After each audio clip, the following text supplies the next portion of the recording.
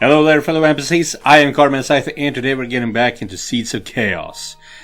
It's been 2 weeks since I played this last. I played this before Christmas. I don't quite remember where we are, but I do know for one thing: we have turned into level 2, grown, leveled up, level to level 2, and so now I feel prepared enough, properly prepared to take over Reeves Keep. Yeah. We don't need the Node Riders, we just need the Orc Warriors and the Succubi. So, let's go. Oh! Heart Song Dream 1. Okay. We are dreaming, remembering stuff before everything else. Pine needles descend in a thorny rain upon the orphan's head. They collect a tangle in his moppish hair, like the laurel crown of a woodland king. He can feel his heartbeat, quick and pattering as it beats a nervous furor in his chest. Tiny fingers clenched tight upon the yew bone in his hand. His toes tremble in his boots, numb from the frosty snow that engulfs his legs up to his ankles. Yeah, I do know that. I have really bad circulation in my feet and myself. So when I was helping my dad with work last winter, not the one we just are having right now, but the year before, I was out for probably 8 hours, and I ate outside in the cold and winter, and I even took some laps around the fair to make sure that I had proper circulation in my feet. And still, despite that, and even having proper shoes and double socks and everything, I still had nerve damage in my feet, in my toes, for 6 months. So yeah, that's not good. The boy's left arm strains from the force of the draw, his elbow shivering as his fingers cling fast to the knock of the arrow. Across the gulf of space and time, he stares, wide-eyed, at the tiny creature standing in front of him.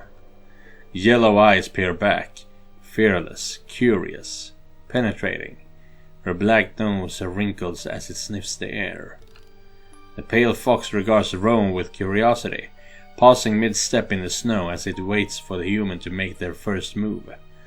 They are less than a dozen paces away from one another. I never understood what a pace is. And yet, he hesitates. How did it get here? Cold memories leak in to fill the yawning cracks. A blur of continuity spreads across his mind. The disappearances of his parents, the sudden, jarring shift from domestic bliss to orphaned isolation. Ooh, damn, from a young age, huh? Weeks of frightened solitude, the villagers coming to see him, alone and hungry in the family cabin. Words, empty explanation and quiet platitudes. He does not register them, he only asks why. They take him into the elder's home. Flashes of a strange bed, an unfamiliar hearth, and foreign food made by a stranger's hands scamper through his mind. The elder's home. I'm guessing that's the guy, the old man that we killed in the beginning of the game. That fucking blows. He took us in when we were orphans. Questions. Endless, unanswerable questions. No one can tell him anything. No one can explain what's happened, where they have gone, why he is all alone. Tears, anger, frustration, a desperate need to search, to find them, to make things go back the way they were. He packs his things in secret, squirreling away what food and supplies he can, then makes tracks to dazzle the hunting grounds. And now here he stands. 3 days into the wild with the supplies exhausted and not one step closer to discovering an answer he would never find. If Fox's reason for being here are a mystery, but the rumble in Rowan's belly was far less ambiguous. He'd never killed anything before. Something hard and wet fills the small boy's eyes, obscuring but not impeding his vision. He blinks them away. His breath issues forth in great white gouts from his mouth as he lets loose a shuddering exhale. He loses the knock and the arrow flies. He waits too long and his arm grows tired from the strain. Really? Huh. Well, I don't know if you can eat fox meat, but he's a little kid, so he doesn't know, and he's hungry, so he doesn't care. Quivering fingers release the arrow, and it fires forth with deadly precision. The ewe groans as the bowstring twangs in his grasp. A dark bolt speeds across the white landscape, punching into the small fox and sending her sprawling. Punching. So not piercing. A startled yelp. Rowan lowers his head and examines the kill from a distance. He caught her hard in the chest, just above her left leg. The little creature lies there, sprawled out in the snow, a shock of red glistening on her fur where the arrow has struck. It was a clean kill. Okay, as clean as could be expected. Rowan lets out a downcast sigh and trudges over to where the fox has fallen. The indent of her body in the snowdrift makes it look almost as if she had fallen into a shallow grave. She lies motionless, her eyes closed as if she is merely resting. For some reason, it makes Rowan's heart hollow to look at her in this way. I'm sorry. The mumbled words slip out of his mind without thinking as the breeze picks up, sending the boy's hair tumbling across his face. He whispers a quiet prayer for the fox under his breath. He knows what comes next. The skinning, cleaning, cooking and preparing. He may have made his first kill, but there is still so much to do. Mother had shown him how to do it. Something about the thought of his mother gave him pause. His hand hesitates as he reaches for his hunting knife. Wait, how did she do it? Rowan racks his brain for a moment as he tries to remember his missing mother's lesson. A sudden terror grips him as he realizes he can recall next to nothing about her. All he can remember are sensations, feelings rather than memories, a quiet recollection of nights spent huddled up by the hearth, of gentle lullabies whispering into dusty ears, a slender finger curling across rosy cheeks in the firelight. Such a warm memory. Such a warm, blurry memory. Rowan grasps at the fading image with desperation. He cannot picture the barest detail of her face. The very thought of it causes the boy to panic. Why? A voice cuts through the frigid stillness, interrupting the dream with its singular incongruity. Rowan lifts his head. His eyes widen as he realizes the dead fox is looking at him. Through blood-caked lips he opens her mouth and whispers. Through blood-caked lips she opens her mouth and whispers. Why? Horror grips the young boy as he stumbles, falling back onto his hands. His eyes go wide, watching as the injured fox lifts her head and looks at him. Her body twitches and writhes upon the ground. What? Why did you shoot? Rowan's voice catches in his throat. He tries to form words, but the world is full of sludge.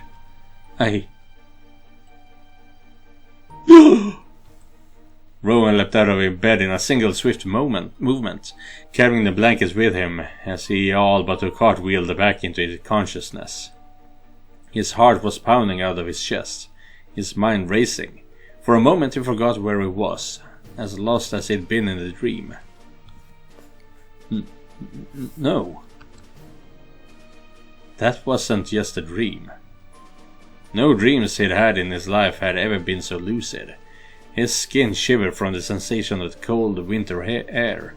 His arm still trembled from the stress of drawing the bowstring taut. Gods, I haven't thought about that day in years. The event had played out just as the dream had shown them, with the notable exception of the fox talking to him. The memory was among the earliest he could clearly recall of his childhood. It took the elder half a week to finally track the half-starved and hypothermic boy down. He nearly died. It was there, at that moment, when he had the fate of another's life in his hands, that Rowan finally came to terms with the truth. His parents weren't coming back. He could no longer rely on them to keep him safe. From now on, he had to make his own decisions, for good or ill. So why was he dreaming of it now? Yeah. 284 gold, 400 treasury, goddamn. 97 morale, goddamn. Yeah. 5 weeks remaining to complete current main story mission. Yeah, we're doing that now. Week 18. Transformation chamber built. Squeezing himself past Gordred's workers, Rowan made his way down through the barrel-uncovered corridors and that ran beneath Castle Bloodmead. Yeah, I've been looking through a couple of my episodes here, and there's been quite a few things I'm not happy about that I had to do. We'll see how this goes. As the dwarf told him, it would take weeks to stabilize the underground passages, and then months to fully clear out all the collapsed tunnels. But these were long-term plans, which weren't as important at the moment. Because this morning, a direct message to the transformation chamber was uncovered. Ooh. Rowan wrinkled his nose and covered his face. He felt the chamber long before he saw it. Some sort of sweet putrid smell assaulted him, one he couldn't quite define, but it felt vile. Perhaps some things ought to be sealed forever. But it was too late for regret. He shielded his eyes as he noticed a sickening pinkish sheen ahead of him, then headed down. Oh, yeah, it was pink. He let out a soundless laugh. Chamber. The room in front of him was massive, wide open, with a ceiling too high for the torchlight to reach. Ooh. Built into a natural cavern, he still saw elements of it remain. Not one wall was straight, and he saw hints of stone stalactites disappearing into the darkness. He took a careful step forward and stopped halfway. Wide lines decorated the floor, just visible through a pinkish mist that filled the room, warning people not to cross them recklessly. Had any accidents? None so far, but one would be foolish to explore a nexus of magic such as this and not take the adequate precautions. Out of fear for causing irreparable damage to any knowledge residing inside, and out of fear for possible traps, in that order. The wizard dusted his hands, getting rid of the remaining chalk. Besides him, there was only one more person in the room. Oh, Clona. And as the former is unlikely, for once it would be better to simply throw orcs at the problem. It's gonna be interesting to see how many of these voices I can remember. Ugh. I would say only Ysera is important, and Andras of course, Alexia, but still.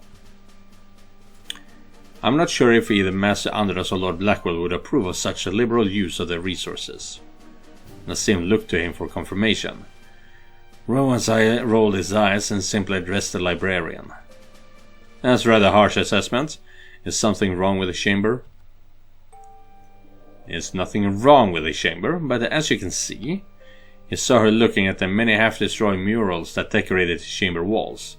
Most, Rowan noticed, depicted demons of the most bizarre forms and proportions, creatures that ought not to exist. He recognized one from many years ago. He wished he hadn't. This chamber is more of a temple than a place of arcane research. I suspected that might be the case, given the library's lackluster records regarding it. Ooh. There was a chance that some materials were simply held on site, as it is now plain to see that is not the case. Instead we have this. With visible distaste, she pointed to a slightly faded depiction of a massive four-legged beast. Wait, with a as big as itself! Jesus! It was ejaculating what the hell? It was ejaculating a stream of cum, beheading some random knight through the sheer pressure.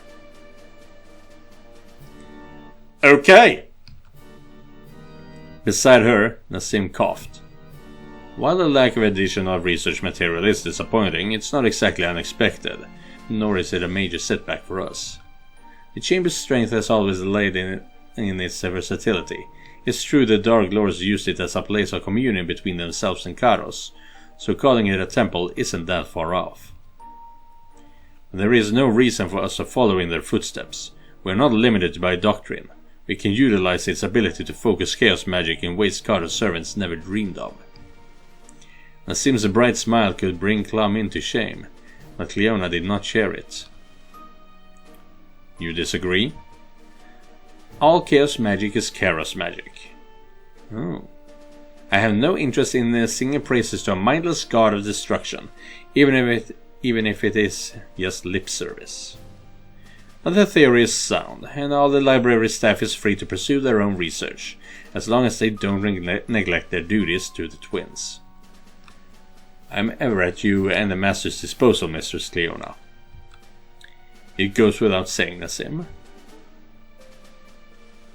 The sorceress waved his remarks off and headed to the exit, leaving the two men alone. Rowan took a look at the chamber again. A shattered statue loomed in the distance, its broken elements casting ominous shadows. Kairos magic? You aren't a priest, Nassim, or at least you never struck me as one. What gave me away? The lack of maniacal grin? The ability to form coherent evidence-based theories? Your incredible humility. Huh. Most fair, Lord Blackwell, but I will remark, if one's knowledge and ability are both clear and known, then pretending humility is worse than arrogance. One must always take pride in their capabilities. But back to the topic at hand. No, I am no priest, and I never considered pursuing a career in that area, even though I would likely excel in it. It is well documented that inherent magical aptitude and extensive knowledge of magical theory allow for a greater use of Salancia's divine power.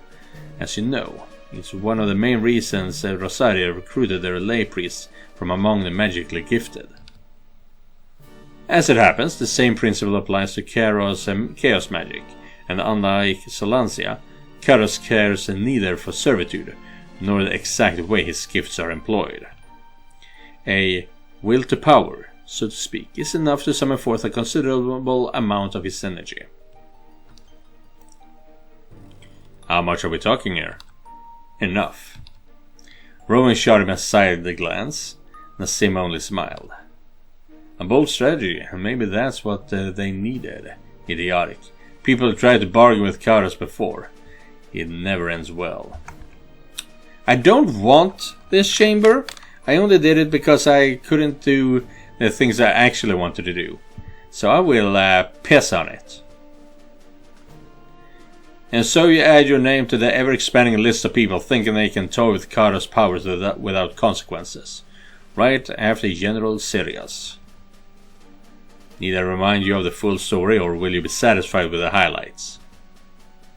I know the gist of it. Were it not Lord Blackwell, unlike Sirius, I am well aware of the limitations of my abilities. And from what I understand, the list now ends with Rowan Blackwell. I do not.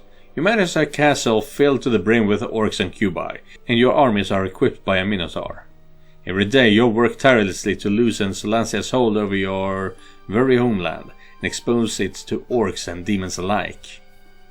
For someone not serving Kairos, you are doing an exceptional job at undermining his main adversary. If looks could kill, Cleona would be looking for a new assistant right now. As always, the wizard took it in stride, meeting his glare without as much as a blink. You couldn't tell him it was all a ruse, a long con. He had to keep up appearances, as much as it sickened him. Good, at least the main story is that we are trying to be the heroes still, but all the temptations along that way can still corrupt us, and we can fail at bringing peace to Salancia once more.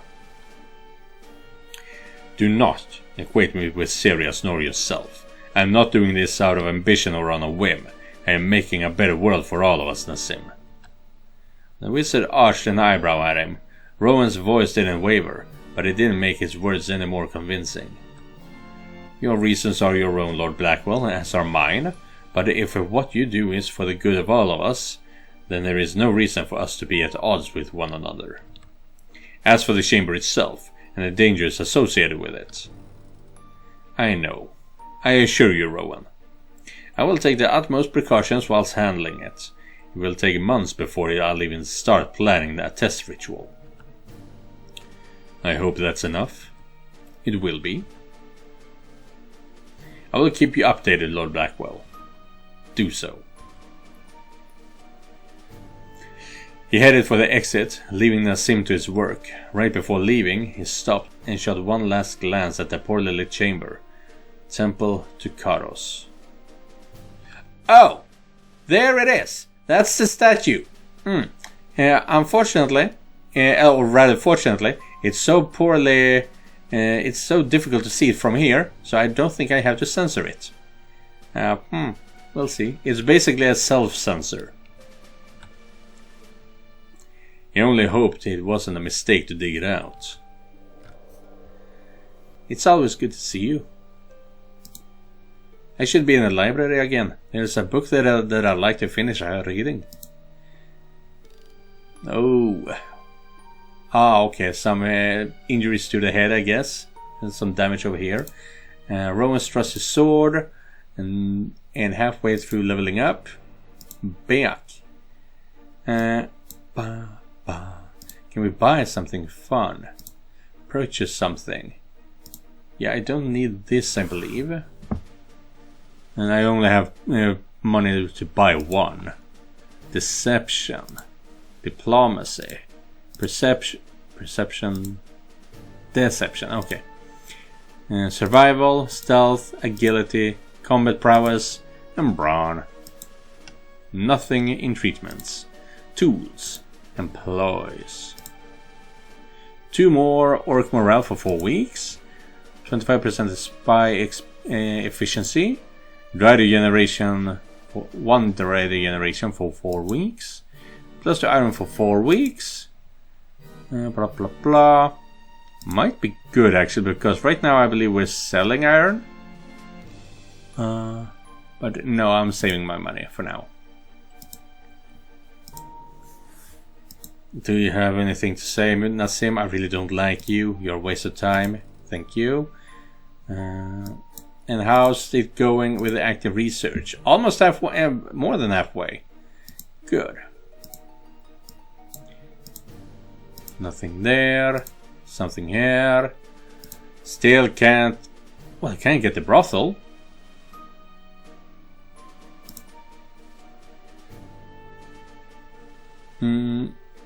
That should bring in money, right? Weekly research? That's good. Weekly morale, spy capacity, weekly. Why doesn't it bring in money? Strange. Orc barracks. Well, I can't afford it, I believe it was. So I have to wait with all that. Nothing with you. Anything down here? No on that. And are we making money? Yeah, we are. Anything with you? Manage prisoners? Nothing now.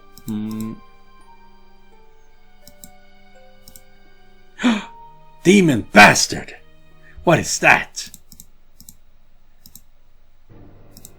Then I guess we will be doing this, and we will not. And we will hopefully do, and we will be doing the Reeve Keep thing next episode. But yeah, let's do a Demon Bastards. I like Exaratl, that's why, okay? Sue me.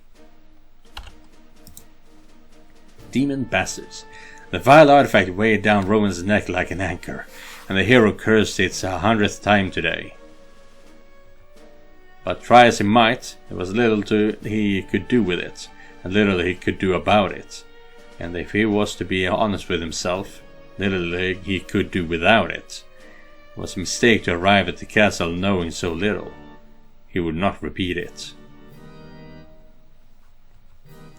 Gathering information, all kinds of it, was step 1. He already had a subject he needed insight on, and someone he could pry the info from.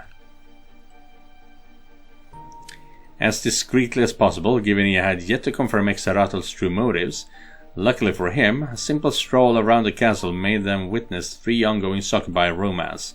Oh! With at least one love triangle. That was enough to get the conversation going. Is this going to be a problem, Exarodal? Your cue by seducing everything that walks in a mile's radius.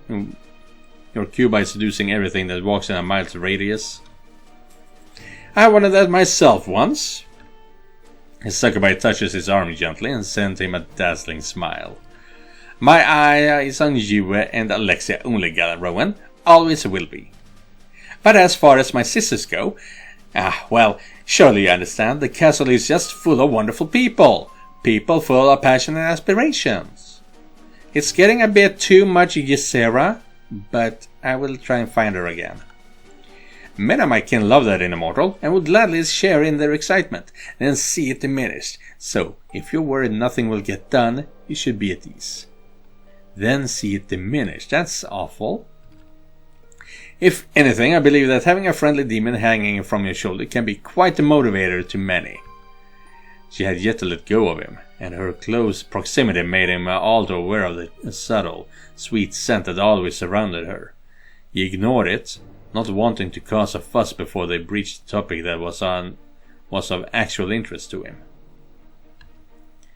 I suppose it's a viewpoint I have not considered before. You're welcome. I enjoy expanding your horizons. But what of all the, excuse my bluntness, unprotected sex going around? I suppose it might keep the maids a little busy. It's not about that. Exaratel, I always try to plan ahead, and I want to know, how concerned should I be about any new half-demons appearing in the castle? The twins alone are a handful. The Cuban mistress grew silent. Rowan eyed her curiosity, and was surprised to find an almost pained expression on her face. Oh, Rowan, none I fear. You must know that all demons are born of Kara's will. Oh. We do not sire children among each other, and for us to sire a child with a mortal, it's a miracle that happens once a decade at best, and only to demons of exceptional power. I met one such child in the past, 60 years ago. Heard of maybe a dozen more across centuries. Oh crap, how old are you? And never of twins, at least not before Jesse and Andras. That was what he was looking for. Anything about the twins' background was priceless. The demon bastards guarded their secrets too well. 60 years ago. So, were they also a child of a demon lord? I believe so. She walked a lonely road, Rowan. Never found an equal to share her ambitions with. Never found anything she would deem worthy of standing by her side. She never thought it a problem, and I couldn't agree with that. It is better to have someone who supports you in all things, someone you can confide in, someone who helps you relax after a hard day, and who never judges you. Life is sweeter with someone like that by your side. And yet she would never allow anyone this close to her. In the end, hers is a truly sad tale, and I do not enjoy telling. I see. He found himself nodding along. That didn't sound that different from the demon's bastards he knew. So what does it take for a demon lord to actually sire a child? Is it only a matter of chance, or is magic involved? He felt her touch his arm. When he looked at her again, the small smile returned, as did the sparkle in her eyes. His nose tickled. It's a matter of love. Exarodal, I don't... It is! Oh, Galen Rowan, our worlds are so different. To be allowed to be part of yours, to be here on Solence, to be allowed to explore it, to enrich it, opened my eyes in ways you cannot imagine. It was the greatest joy of my life, and I celebrate it with every breath I take. And I know in my heart that each and every single one of Karna's lovers had thought the same. To be part of his world, to carry his child, to be bred by him, was a joy like no other. I guarantee you, Galen Rowan, the day the twins' mother discovered she was pregnant with the twins was the happiest day of her life. Exarodal bit her lips, her cheeks flushed, and Rowan couldn't not notice how her hand crept down to her crotch, even as she talked to him. One day, maybe one day, I'll know the joy myself. But for now, I would be content in introducing Alexia to it. Rowan blinked, wondering where did that come from. I think we're getting off topic here, Axolotl. Maybe a little. And I know many worries plague your mind, Galen Rowan, but you must never forget what you are working towards too. The day you and Alexia are finally free to enjoy yourselves. Breeding your wife can be a pleasure like no other, Rowan, and I believe Alexia would enjoy it too. I could help you, I could show you, I could. A moan escaped her lips. Oh, and she bit her lip again, drawing back. As always, the world felt awfully empty without her warm body and sweet scent surrounding him. Oh, bravo. I'm getting ahead of myself. I shouldn't discuss it without Alexia around. Give it some thought though, Rowan. Axolotl, still things. Later, Galen Rowan. All that talk of breeding. I need a moment to myself. Excuse me. Boy, she was still rubbing her crotch and Rowan was left with a little choice but to let her leave. Lest she started relieving herself right there. He was left to ponder on everything she told him regarding the twins' ancestry. And whether or not to accept a proposal. Oh! Interesting. Have Alexia sire Axolotl's demon spawn. It's a fun idea. Week 18. We're still here, and now we're going to. This is the last. This is the end of today's episode, and in tomorrow's episode, we're going to attack Reeves Keep, and we are finally going. And I'm finally going to introduce you to Helena. Well, you've already met her, but now you're going to see what's going to happen to her. I know, because the gallery is not hidden in this game. So yeah. Thank you guys for watching, and thank you Joseph for donating directly to my Ko-fi page. If you guys want to help me out, you can do so by clicking the link down in the description. I'll see you guys in the next one. And remember, just because you're not the main character, it does not mean you're not important. Goodbye everyone.